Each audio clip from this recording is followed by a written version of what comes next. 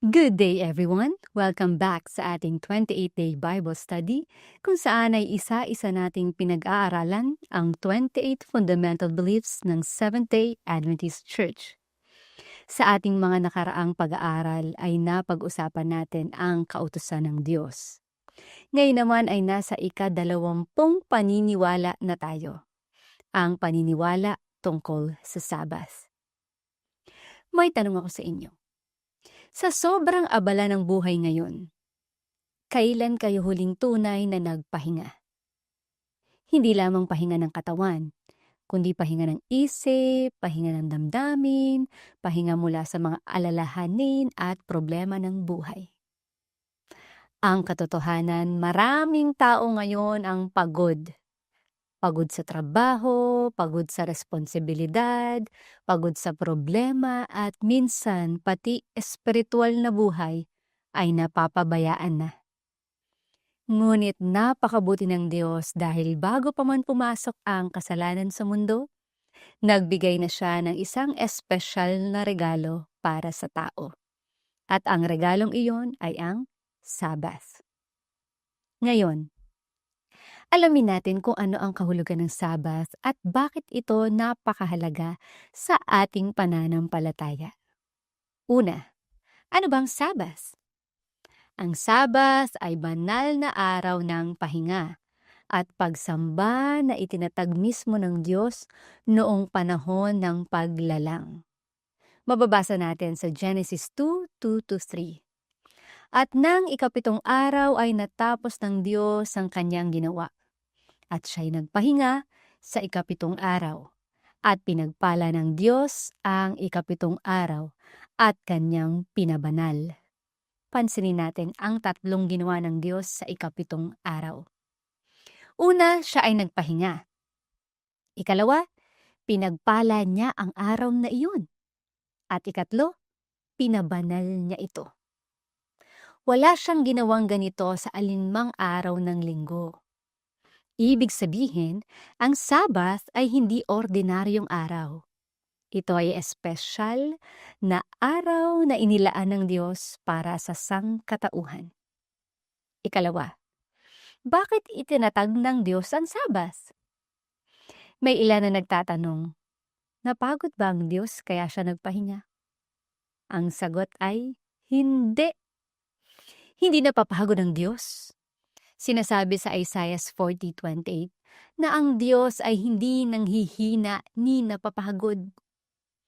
Nagpahinga siya hindi dahil kailangan niya ito, kundi dahil kailangan natin ito. Nagbigay siya ng halimbawa para sa atin. Ang salitang Sabbath ay mula sa salitang Hebreo na Shabbath, na nangangahulugang tumigil o huminto. Parang sinasabi ng Diyos sa atin, anak, huminto ka muna, magpahinga ka, maglaan tayo ng panahon para sa isa't isa. Sa gitna ng pagiging abala natin, gusto ng Diyos na magkaroon tayo ng espesyal na oras kasama siya. Ikatlo, ang Sabbath ay bahagi ng 10 utos. Sa Exodus 28:11, mababasa natin, alalahanin mo ang araw ng Sabbath upang ipangilin. Napakaganda ng pagkakasabi ng Diyos. Hindi niya sinabing alamin, hindi niya sinabing pag-aralan. Ang sinabi niya ay alalahanin. Bakit? Dahil alam niyang darating ang panahon na maraming tao ang makakalimot sa espesyal na araw na ito. Ang Sabbath ay paalala na ang Diyos ang ating manlilikha. Sa bawat Sabbath, naaalala natin na hindi tayo aksidente sa mundong ito. May Diyos na lumalang sa atin. May Diyos na nagmamahal sa atin. May Diyos na may magandang plano para sa ating buhay. Ika-4, kailan ipinangingilin ang Sabbath? Ayon sa Biblia, ang Sabbath ay ang ika-7 araw ng linggo. Ito ang araw na ating tinatawag na Sabado. Mula pa sa Genesis hanggang panahon ni Jesus, ang Sabbath ay nananatiling ika-7 araw.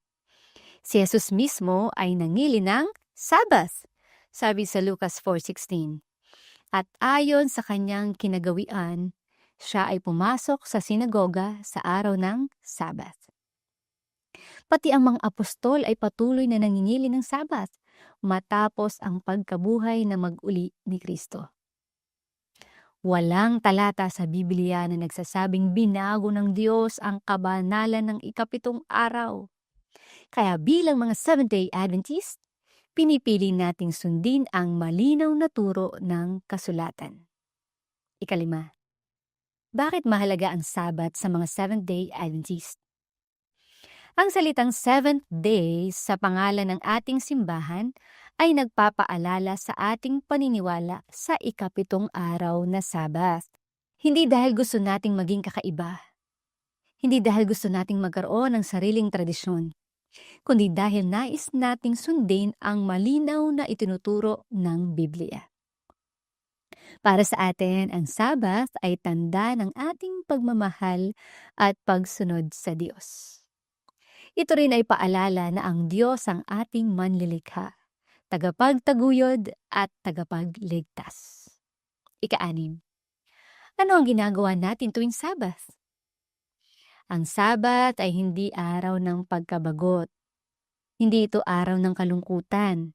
Sa katunayan, sinabi ng Diyos sa Isaiah 58:13-14 na dapat nating tawaging kaluguran ang Sabbath.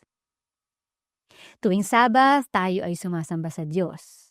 Nag-aaral ng kanyang salita, nagdarasal, nakikipag-fellowship sa kapwa mananampalataya, naglalaan ng oras para sa pamilya, at gumagawa ng mabuti sa ating kapwa.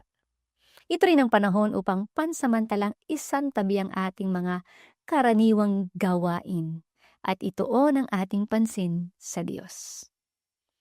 Ang Sabbath ay pagkakataong ma-refresh hindi lamang ang ating katawan, kundi pati ang ating espiritu. Ika-7, bakit mahalagang igalang ang Sabbath? Dahil ito ay espesyal na regalo ng Diyos.